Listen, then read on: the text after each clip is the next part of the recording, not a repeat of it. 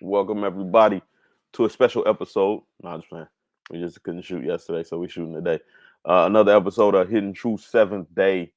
Um, we are, as the banner says, in Second Chronicles 20 and 1. Serving 144. Go ahead, man. Jump us off. All right. Second Chronicles chapter 21. So Jehoshaphat dies and his son Jehoram takes over Judah. So his brothers inherit gold, silver, land, etc. But Jehoram was the firstborn.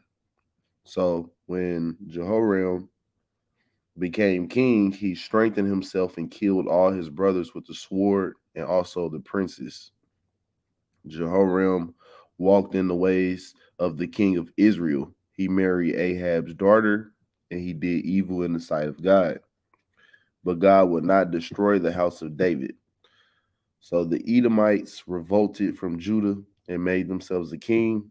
The same time, Libra or Libna also revolted from Judah because Jehoram forsook the Lord. He made high places and caused Jerusalem to fornicate.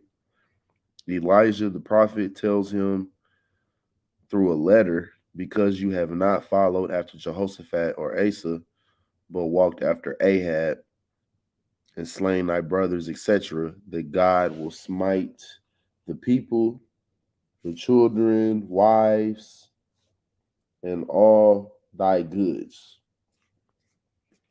All right, so verse 15 says, and thou shalt have great sickness by disease of thy bowels until thy bowels fall out by reason of sickness day by day. So God stirred up the Philistines and the Arabians, the Ethiopians, to take his substance, his wives, his sons, etc. After all of this, God smote him in his bowels with an incurable disease. He later died. He was not respected like his fathers. They buried him in the city of David with no sepulchres of the kings. So, yeah, of course, we see Jehoshaphat's son, Jehoram. And what's interesting is that one of the first things that he does is that he kills off his brethren to try to strengthen himself for whatever reason. He was already named king. Maybe he felt as if one of them would try to come for the kingdom or something like that. I don't remember.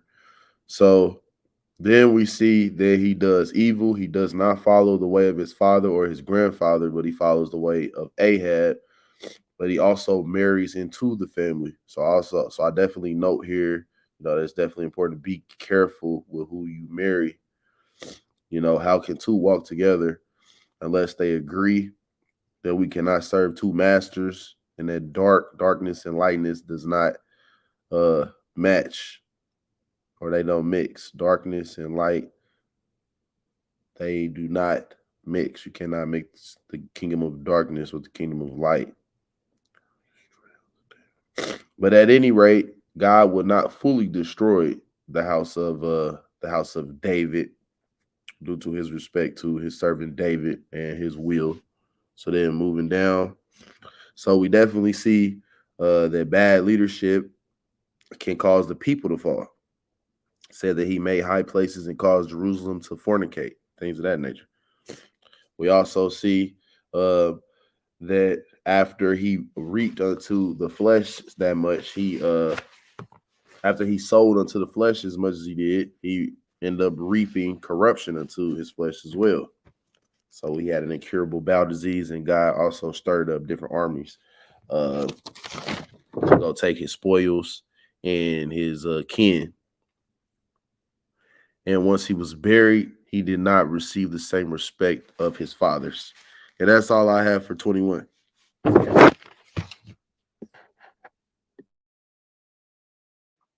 Okay, let's go to work.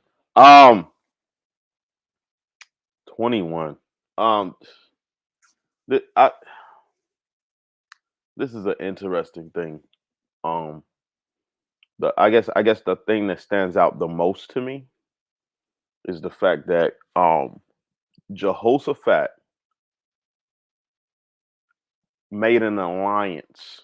He made it okay, and he was actually warned about this before um he died. That him making an alliance with Israel was not a good idea. Actually, who told him was Jehu. Jehu told him like, "Yo, you shouldn't be linking with these people." And Jehoshaphat was a good king, but his alliance evidently took an influence to his son, a very interesting influence that it took to his son. Um, and of course, the whole thought process of marrying intermarriages between kingdoms, it brings upon peace. So that's the thought process of even him marrying um the daughter Ahab. Now, Jehoshaphat married somebody from um Ahab's house also. Um, but Jehoshaphat most definitely loved God and things of that sort. So it was just a different dynamic.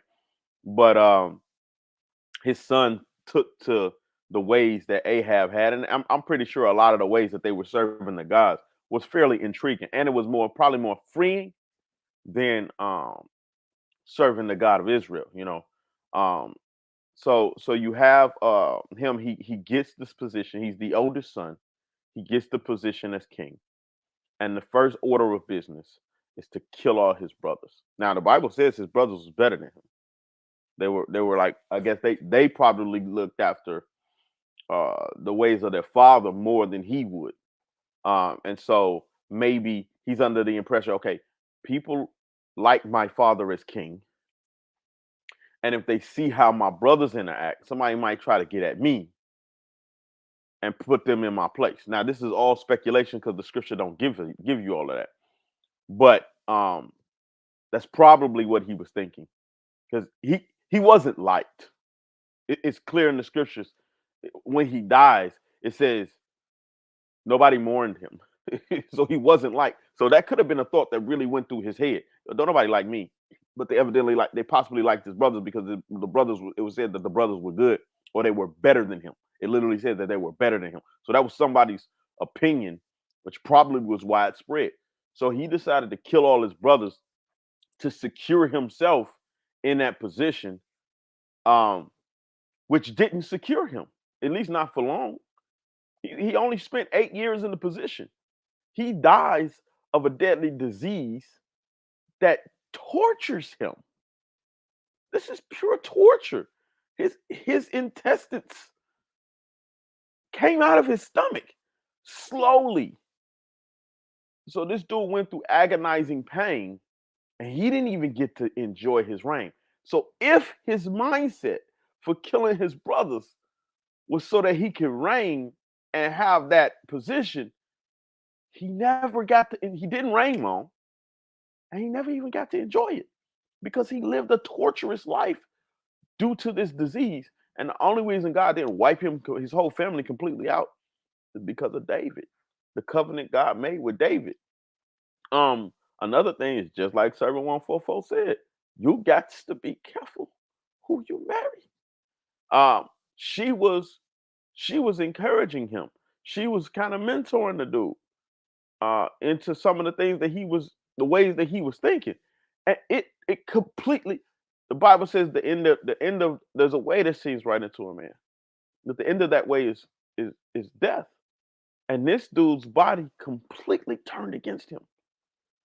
Um, so there's several things you can learn, several things that you can learn. Which he doesn't even get to live to see what happens to Ahab's household. Everybody in Ahab's household, he didn't get to live to see that. But there's several things that you can learn from this. As we said, be careful who you marry. Um, but I think the most important thing that you can learn is let's say the scenario I painted is true, and he really thought that killing his brother put him in the best position to reign as king. You do not know the future of the decisions that you make. So, especially for believers, it's very wise that we seek God for everything, because the only one who knows the future outcomes of whatever decision you're making, whether it'll be good or whether it will be bad, is God. You think you think the people around you, like you can tell by the way the people around you are reacting to you, and you can't. That is not a good indicator. Um, the best indicator is the voice of God. That's all I have for 20 and 1. Let's go right into 22. All right. So chapter 22. So the inhabitants of Jerusalem made uh Ahaziah, his youngest son, king. The Arabians had killed his oldest son. He was 42 when he began to reign. He walked in the ways of Ahab, for his mother was his counselor to do wickedly. So he did evil and took counsel from the house of Ahab. He goes up to war against uh, Hazael, king of Syria, and the Syrians smote Joram. Ahaziah goes to see Jehoram, the son of Ahab, because he was sick. So Ahaziah and Jehoram go against Jehu, who God anointed to cut off the house of Ahab. So Jehu kills the princes of Judah, sons of the brethren of Ahaziah, etc. They found Ahaziah, killed him, but buried him because he was of the house of Jehoshaphat, who sought after God with his whole heart. When Ahaziah's mother saw he was dead, she killed all of the royal seed of Judah. So his mother, Athaliah, went on to reign. But Joash, Ahaziah's son, was hid so that Athaliah did not kill him. And Joash was hid in the house of God for 6 years. So yeah, here we see it's kind of like, I guess, a snowball effect, maybe, because Ahaziah takes over, which is the son of the king that was just um, going after the way of Ahab, and he's literally now born kind of into the house of Ahab. You know, his mom is Ahab's daughter, right? So, and it literally says she counsels him to do wickedly. So he's literally taking counsel from the house of Ahab. And so I believe that league is, you have to put yourself in a thought process that not only do they have a league with the house of Israel right now, but they're more so moving probably like one as far as spiritually as well at this point. You know what I mean? Because he's so wrapped up. They're so wrapped up and closely knit now, you know. So so here we see at the end of it, God brings death upon him via war, you know. And as soon as his mother finds out that he's dead, she goes on to reign, and she also goes on to kill a lot of all of the royal seed, so that no one will come against her queenship, her reign. But Joash, his one of his sons, one of his, I believe, his youngest son, was hid. And it's amazing how they hid him in the house of God for 6 years. So now that's just amazing right there. But the only notes I really had here, because it was a lot of it, this was literally just literal telling you what happened.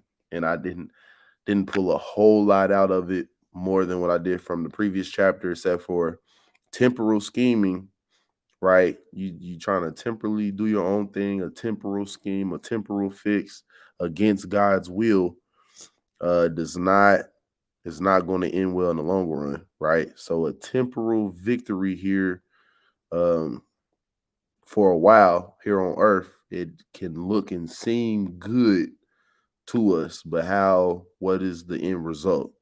And that's all I have for 22.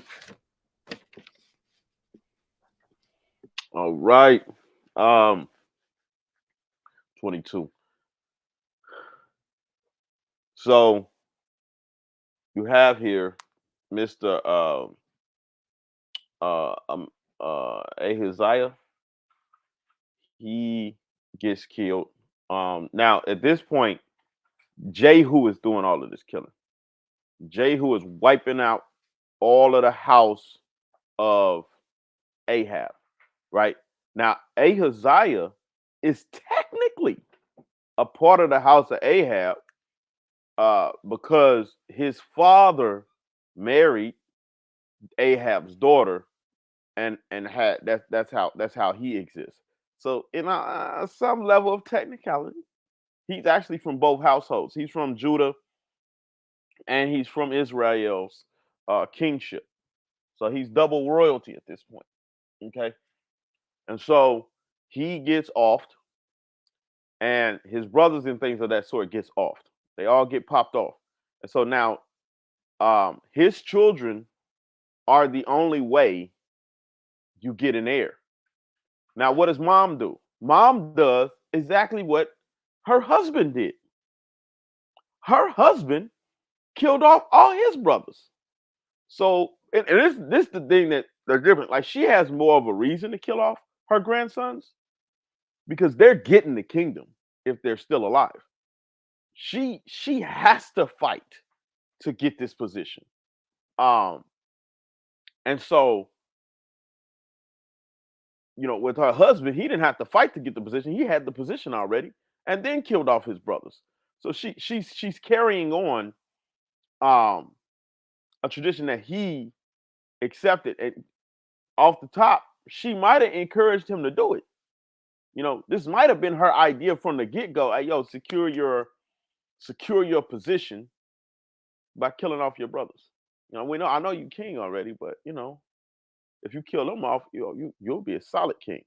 So she pulls this stunt with her grandsons, um, which you have to sit back and ask yourself, why they let that fly? You know, you would think that there would be some elders or something that be able to stand up and be like, "Hey, yo, we can't have no queen. Like, we can't have no woman as queen. That's not a practice in Israel." Keep in mind this is a foreign chick. Well, let's say this: she's of a foreign relationship. Uh, this is Ahab's daughter, who was married to Jezebel. Who Jezebel's not Israel. She's not Israel at all. She's not Judah. She's not none of that stuff. She's a foreigner. So he married a foreign chick. So technically, even though she is part Israel, she is fully learned in all the ways of foreign gods. Because you got to keep in mind the kingdom that is ran by the nation that's called Israel, because you got Israel and then you got Judah, northern kingdom, southern kingdom. The one that's ran by Israel, that is not a God sacrificing, Levi honoring kingdom. It's not. Ahab has that kingdom, and it ain't even Ahab because he's not the originator of them not serving God. It actually goes back to the very first king, which is Jeroboam. He started the whole we not sacrificing to God. We not having no Levites as priests. Anybody who want to be a priest, as long as you're willing to pay the price, and this is what we do today. As long as you're willing to pay the price and go through the schooling, you can be a priest. That's how we pick our pastors and our ministers today. We don't let God pick them. We don't let God call them. If you're willing to pay the price, you make a decision. Yo, I want to be a priest. I want to be a pastor.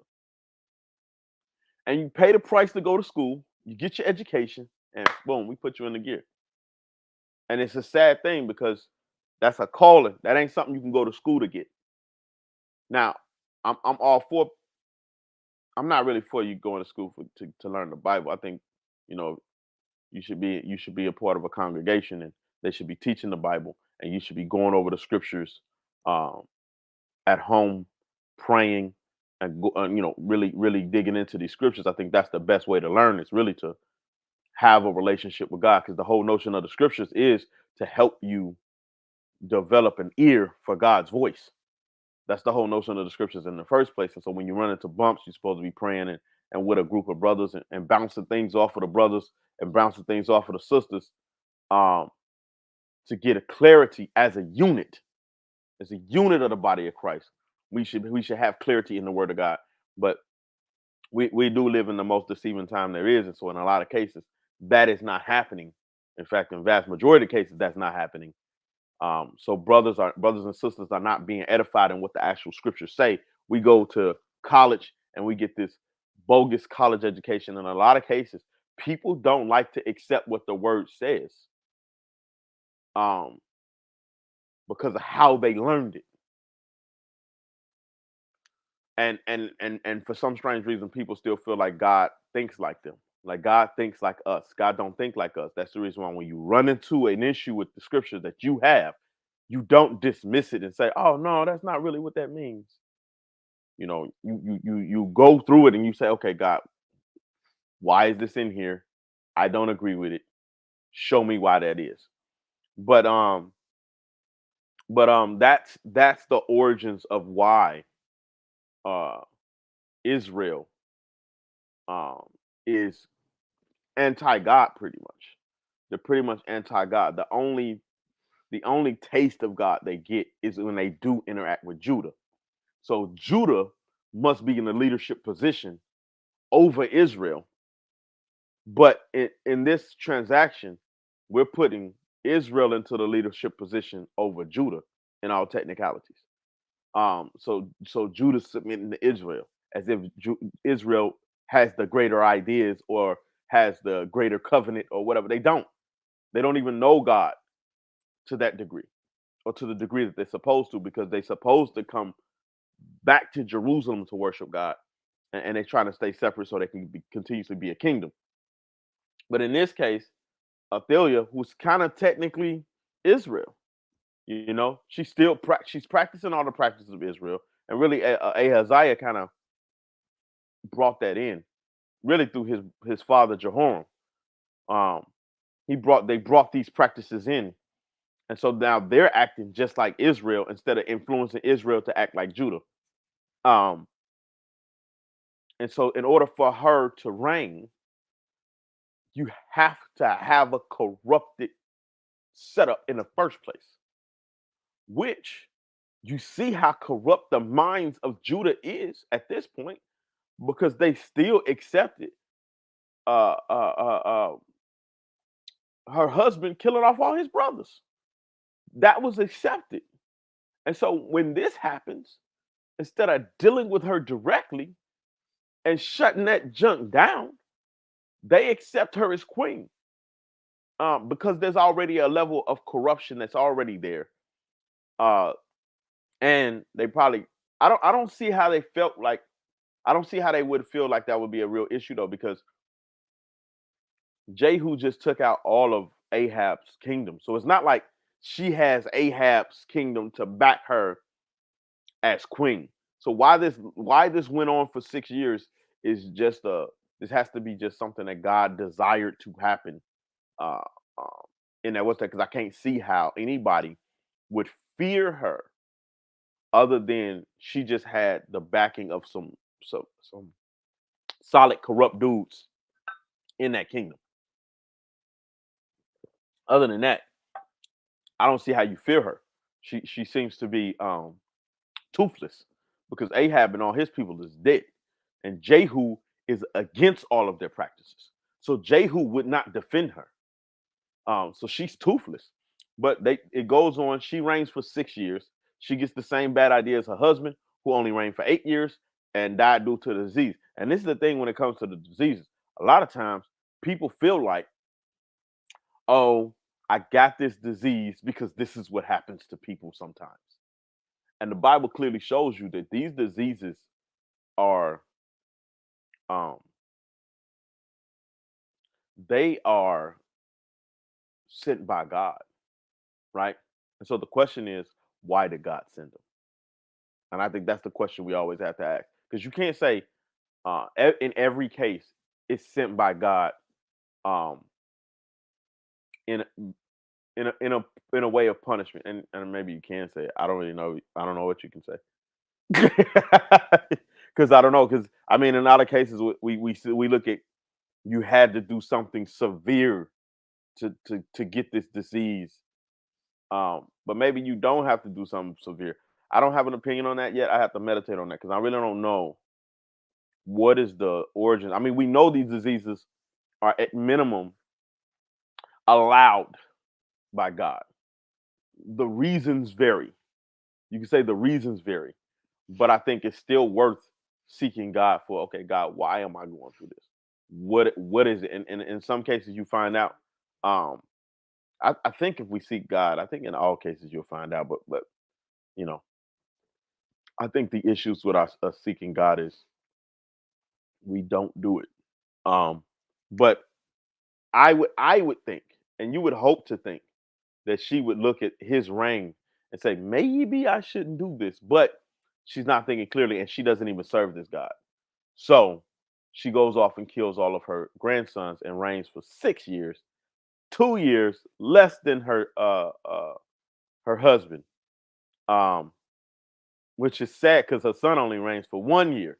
It's like, yo, man, if you could walk in wisdom, if you could see past the moment, would you make different decisions? And I think in a lot of cases, people can't see past the moment. And so we make bad decisions because we just can't see. Um, she reigns for 6 years and she ends up being the reason for her own death. Because I think they would have let her live if she would have just submitted to the procedures. Did I fast forward? No, I did fast forward. I'm sorry. Uh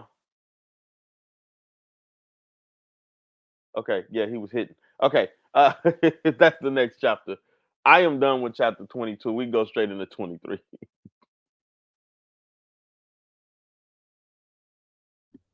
All right. So chapter 23. So in the 7th year of Jehoda, the priest strengthened himself. He gathered the captains of hundreds. He went to Judah, gathered the Levites out of the cities of Judah, the chief of the fathers of Israel, and came to Judah. So Jehoiada and the congregation made a covenant with the king's son that he shall reign as the Lord had said the sons of David would be on the throne. So he set up protection for the king and got the priesthood in order. So Jehoiada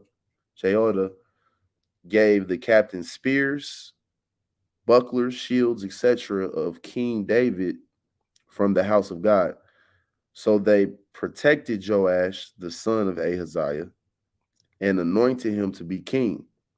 So Athaliah hears and sees what's happened. She rents her clothes and says, treason, treason.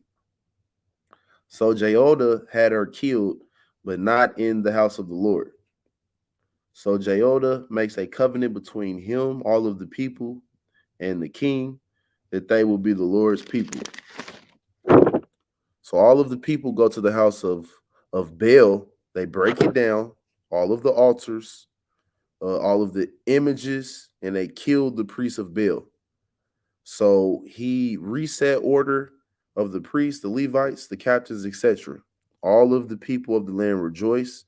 The city was quiet after Athaliah was killed with the sword. All right. So here, chapter 23.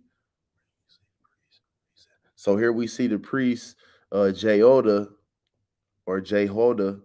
resetting order in Judah. And then we also see that the proper royal seed is back on the throne in Judah, right? He puts protection around him. He gets the captains in order, the guards in order, things of that nature. He goes to the house of God and gets them spears and shields and bucklers, etc., from the house of God that were of King David's.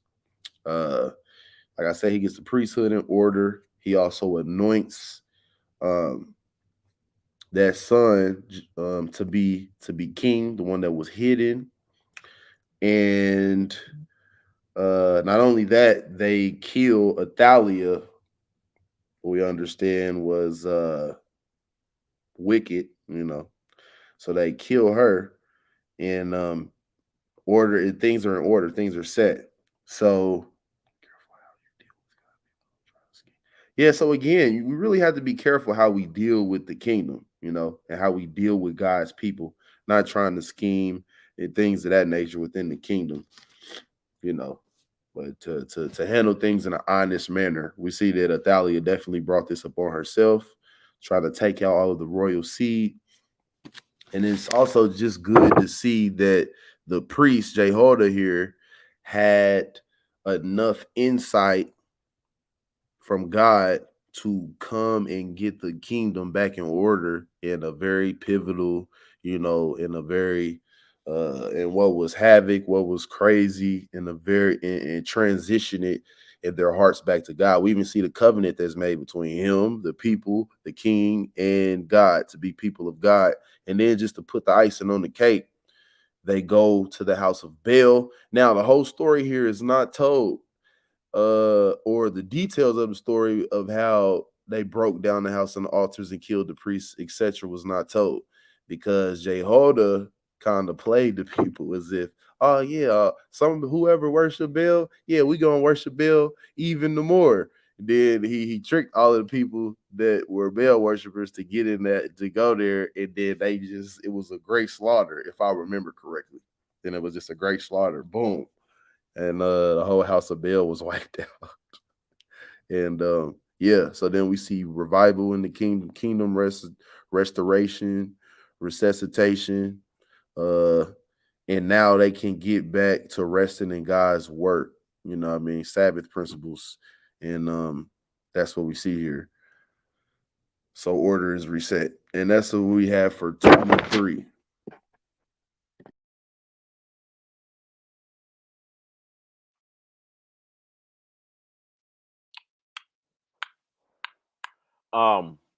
20 and 3. So what you just described was Jehu who did that, and he did that in Israel. That was not done in Judah. Okay, all right. Yeah, yeah, he did that, and it was funny because he did set them boys up real nice. But actually, your timeline is correct because he did it around this same time. Around the same time that this was happening and interacting in Judah, he performed that same setup where he killed all of those what's names. And so my imagination says that might have been her only strength, and maybe that's the reason why they decided to do his inauguration in the 6th year like that, and the whole 6th and in the 7th year we know that's the day of rest. And so, God, that could be, you could be playing with the numbers based upon the numbers of creation and things of that sort. I don't know. But I do know that um Athalia, and I don't know if I said this before, and I might have, but I always repeat myself. I say stuff so much in different crowds and when I'm around different people. I don't ever remember when I actually say things. So I could have said it before on this podcast, or on YouTube or whatever, however you color this, on Rumble, because we post on both YouTube and Rumble. Um, but I listened to this podcast called Bama, and on Bama they said something so interesting. It drew me in to pray about it and meditate on it. They talked about how God created and they talked about how he stopped. And they was like, he's the God who knows when to stop. And I found that so intriguing because anytime someone points out a characteristic of God or an attribute of God that I didn't think of, oh man, it drives me. I'm like, oh man, that was good, you know. So I love hearing other people's points of views of God because if it lines up with scriptures, then I mean I just enjoy it. I just 100% grade A enjoy it. And so it does. It lines up because the question is, um, why did God stop creating on the sixth day? The one who can do all things, the one who has no limitations. Why did he stop creating? Why is the sixth day his last day? And then he rests, he stops and he rests on the seventh day. And so I'm praying and I'm asking God these things. And the thing that came to me is we don't know when to quit. You know, we don't know when to stop. And um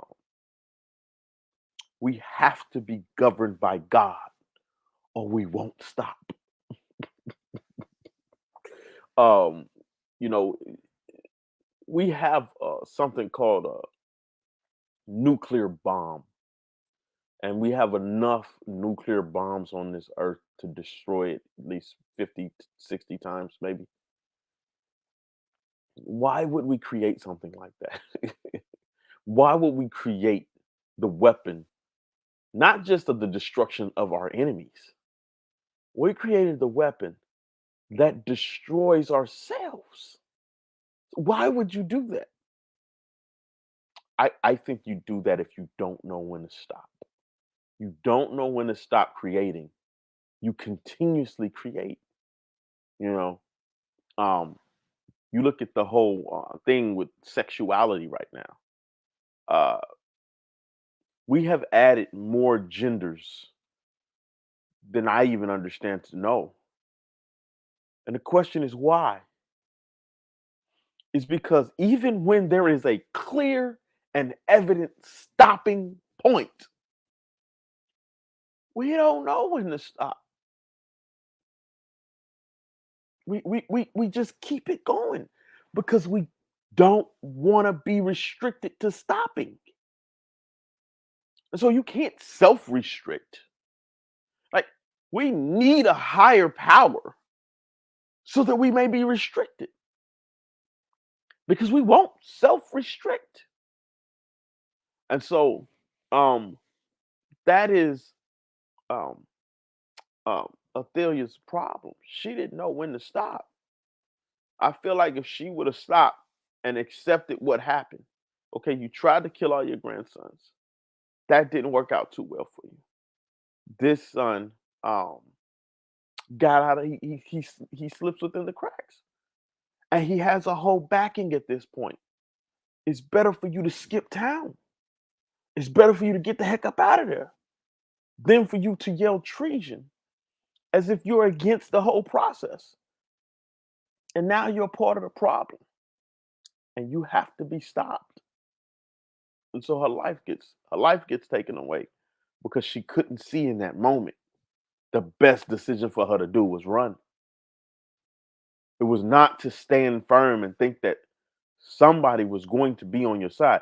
The kid was already inaugurated. He already had an army behind him. She couldn't see it. She couldn't see it. And so she ended up losing her life. I point these things out because it's so true. It's so true that in a lot of cases, when you read the Bible, you'll probably react like the people who you think are bad or evil or not good. You probably have that level of reaction, especially when it comes to God and the things of God. And everything comes in degrees, right?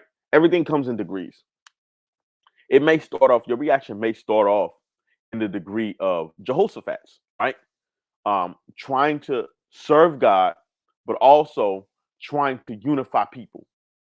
but you're not following God's thought process when it comes to unifying people. So you cause your children, which is the next generation, through the unifying of the wrong people, to link themselves to anti-God thought processes. And so a lot of times when God is telling us to stop and not to do something, you think about how it affects you. And you'll say, oh, no, I'm not affected by that. I'm okay. I can handle that. I can do this. But you're not thinking about how it affects the next generation. Guess who is? God is. Or the next generation. Guess who is? God is. God is asking us not to do stuff sometimes not because of you. Sometimes because your children's seed. Now think about Jehoshaphat at this point. Do you think if he knew that a lot of his grandsons were going to be slaughtered, he would have joined himself to Ahab's house? No, no, he wouldn't. And so, in a lot of cases, we think the decisions that we're making are okay because we can handle them, because you're not thinking about the future. And this is the reason why we have to trust God. God's decisions are not based upon you right here, right now, alone. When God's making decisions, he addresses Job. Job saying, "Man, you unrighteously judge me. You put me in this predicament. It wasn't cool." And God says, "You questioning my judgment? Let me tell you all the things that you didn't consider because you didn't know to consider before you question my judgment." And God rattles off a list that proves that He created all things. I always encourage people to listen to Job because I want to say the last 4 chapters or the last 5 chapters, God goes off. He goes completely and utterly off, and he really secures the fact that he's the creator of all things. He really secures that fact in that when he goes off like that, and he tells you all of the things that he considers, or he maybe only told you some of the things that he considers when he makes decisions. Um, we don't know when to stop, and we don't know how us not stopping affects the future generation. God cares very much so, not just about you, but about the end and the in between. So when God is asking us to do things, when He's asking us to seek Him, when He's asking us to read, when He's asking us to pray, when He's asking us to fast, when He's asking us to sacrifice our lives, it's not just for us. You look at the sacrifices that the men in this Bible made. There's great examples that happened thousands of years ago that are still effective to saving today. It's still effective stories to draw us into the mind of God today. So when God is asking us to sacrifice, it's for something more than just the moment that you live in. And so it behooves us to listen to Him, to trust Him, to obey Him, and not to lean to our own understanding because we do not know the future. We don't know the future. You do not know um, how the decisions that you make affects others, and God does. So um, I think this is what happens with this whole line of events. Jehoshaphat links himself in a way that he should not have. His son is effective. He links himself even deeper. His grandson is effective. Effective. He links himself even deeper. None of these guys live past 10 years. Between his son and his grandson, you got okay. They not live past 10 years. I'm sorry. Reign, rule as kings past 10 years. I think between his son and his grandson, you got about 9 years of reigning. That's it. They die quickly. Why? I believe because he linked himself to Ahab. And so his son seen it as okay to link themselves to Ahab. But if he had kept them separate and he kept them distant, um, I don't think that this turn of events would have happened. Um, I could be wrong, but I think that it would have kept Western. So um, I say all this to say you don't know the future, and I think the future of his decision making led to this point where his now 7-year-old son has to rule because I mean, I'm sorry, his now 7-year-old great grandson has to rule. Um, and this also shows you a level of um, what we would call today sexism, right? Why is it that the mother or the grandmother, well, she was pretty evil. That'd be one reason. But why is it his mother can't rule? You know, why can't some other woman rule rather than this 7-year-old kid? You know, um, it's because God does not pick women for rulership roles. The Bible even talks about if a woman is in a rulership role, it's a sign that God is not happy with you.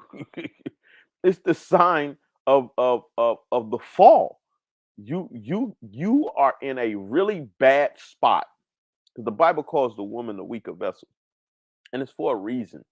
It's not taking shots. God knows what He created in women, and He knows what He created in men. He knows He created men to be stronger. And if you say you look back at the dynamic between men and women, and you say, "Oh no, women are not weaker than men," you're in denial. You're clearly in denial if you say something like that. Because on a great scale, by far, and everybody has examples for this. You don't know a person who don't have an example for the fact that men are stronger than women. You don't know a dude who don't have an example. Like I always use my son as one. My son, at the age of 12, he's 15 now. At the age of 12, he was stronger than every woman in my house. My mother lives with me. My sister lives with me. Of course, my wife. That's three grown women that this dude was stronger than by the age of 12. He's not even fully developed. And this dude can lift more than all of them at the age of 12. He's a lot stronger now. And he's 15. He's a lot stronger. And so, how that happen? How was he able to accomplish that if women are stronger than men? He's not even what we consider in America as a man. He's still a boy under our thought process, right? Biblically, he's a man. After the age of 12, you're a man. And I agree. I think we should reevaluate how we do this, but I think they do that on purpose in America because a lot of cases, everything is just a shot against God. You don't want to agree with what is established by God. So you come up with your own thing, which really stunts the growth of a male. It stunts his growth. It puts him under his mother for a much longer time than he's supposed to be, when he's supposed to be learning how to stand on his own too, stand on his own square and building up how he takes care of a family. Um, but we're very interested in tearing men down in this society and building women up because we don't want women to be weaker than men. We want men to get just as delusional as the saying, "Men and weak women are equal." That's a delusional saying. Or women are just as strong as men. That's a delusional saying. These are not facts. Um, and in no way can you prove these things. In every genre, I'll say this, and this is just the most factual statement that I can think of. For every strong woman, there's a man who's stronger. You can't say that the other way around. And so, this guy I listen to sometimes, he's goofy. He's he said there is no such thing as a strong woman. There's only weak men. Um, That's a fact. That's a fact. It's just weak men out here. Not saying that I'm excluded from being a weak man. It just depends on the time of the day. I need Jesus. But yes, uh, she loses because of that, and I think the whole thing was set up because of Mister um, Jehoshaphat's bad decision. We see how it plays out generationally. Um, and I want to say, when it comes to how the prophet set up the captains and everything and set up the guard, it was beautifully played out. But he was a man of God, so he was being led by God's wisdom on how to structure it to where it was successfully done. That the young boy was king, and the thought process of him being king also is him keeping God's will. God is going to protect whatever his will is, and as we execute, as we speak on what he says, um God is going to back it because he said it. And so this is the reason why he's very successful at this. I think about even right now today, um just embracing revelation, you know, embracing what it says in Revelation, and embracing the calamity that is to come, embracing the deception that is, and the deception that is to come, embracing those things. As believers, we have to learn to embrace it. We have to learn to embrace it, because if you pray against the deception that is to come, or that is, and that is to come, if you pray against the destruction that is, and that is to come, the strong delusion that God sends. We keep putting this stuff off on Satan. When you read your Bible, God said he was going to send strong delusion. God said that the signs of the end was that people were going to be deceived, right? If you pray against those things, then you're praying against the revelation to be revealed. We have to go through birthing pains to get to the place where Christ returns. So we have to stop being in the mindset of being against birthing pains. You know, we have to get in the mind of embracing birthing pains. Uh, Christ had to be in the mind of embracing the cross. He had to be in the mind of that. And as believers, we have to follow in those footsteps. This time is written, so it has to come to pass.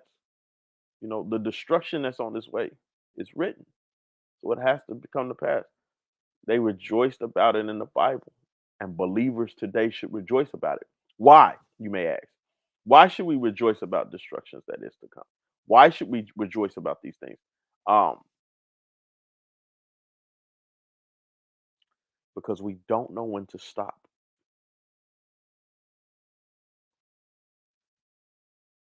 God's wrath is a sign that reminds us of who He is. He is the God that not only knows when to stop, but He knows when to put an end to things. And we're coming to the place where it's time for God to put an end to our madness, because we won't stop unless He stops us. And so we need to remember God again. We live in a generation, we live in a society that doesn't remember God. You could go to church amongst Christian believers and they don't remember God. They don't remember His word. They don't remember to pray. They don't remember to fast. They don't remember to seek Him. They don't remember His voice. We have forgotten God. And the only way we'll remember Him is if He shows us His wrath. If we're terrified of the next day. But as long as we live in comfort, we won't remember him. We'll just keep forgetting him. As long as we are dealing with the beauties of technology and the advancements, it continuously allows us to forget who God is.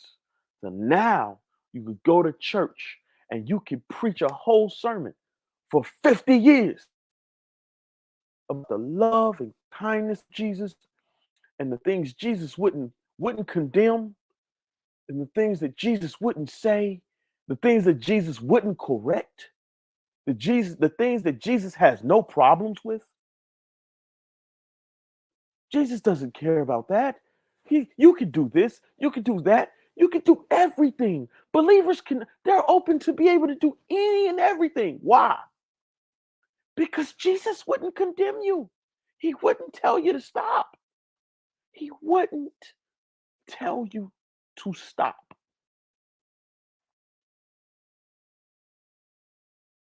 That's the Jesus that we've made up. The Jesus who won't know how to stop, who accepts every and all things. That's the one we've created. But when God comes, when God's wrath starts showing up, we're going to have to come to the conclusion that what we were doing was wrong and God wasn't happy about it. And it reminds us of what the scriptures actually say, what Christ actually condemned, and all of the things that we are completely and utterly ignoring because of grace. We think that judgment is not coming because God is slow to anger. The Bible warns you that's not true. Don't think judgment's not coming because God is slow to anger. Um, and so yeah, that's all I have for today. We're gonna have to stop right here because both I myself and Mr. Servant 144 both have to go to church. We wanted to just make sure we didn't do anything last week. Wanted to make sure that we did do something this week because I did not want to go 2 whole weeks without shooting one of these videos. And I don't want people to think that we falling off or we don't. What's the name? It's just certain events happened last week that made us not do it. And I'm like, I couldn't do it yesterday. 7144. Our schedules just didn't line up right, but we did it this morning.